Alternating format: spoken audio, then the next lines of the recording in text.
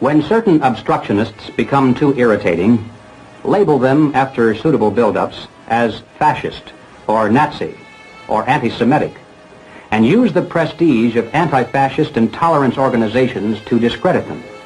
In the public mind, constantly associate those who oppose us with those names which already have a bad smell. The association will, after enough repetition, become fact in the public mind. In most parts of the world, due to lockdown, most of the transmission that's actually happening in many countries now is happening in the household, at family level. In some senses, transmission has been taken off the streets and pushed back into family units. Now we need to go and look in families to find those people who may be sick and remove them and isolate them in a safe and dignified manner. COVID-19 symptoms, and you'll hear this recurring line, flu-like symptoms.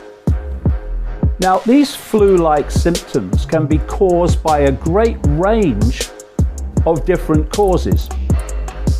But they decided on symptoms, which could come from many different causes, that those symptoms were now COVID-19. So how long do you think this is going to last?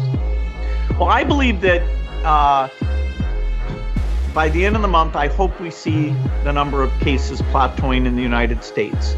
The numbers will drive the actions we take. COVID-19 can be characterized as a pandemic. Pandemic is not a word to use lightly or carelessly. It's a word that, if misused, can cause unreasonable fear, leading to unnecessary suffering and death. I'd say it's ironic if you take somebody who's doing their best to get the world ready and, putting, in my case, billions of dollars into these tools for infectious diseases. Stay indoors because of COVID-19. So you're saying I'm not allowed on my front garden? You can't on your front garden. You're in the medical profession, and you are told these are the symptoms. When you see these symptoms, you diagnose COVID-19. When anyone comes into hospital, you test for COVID-19.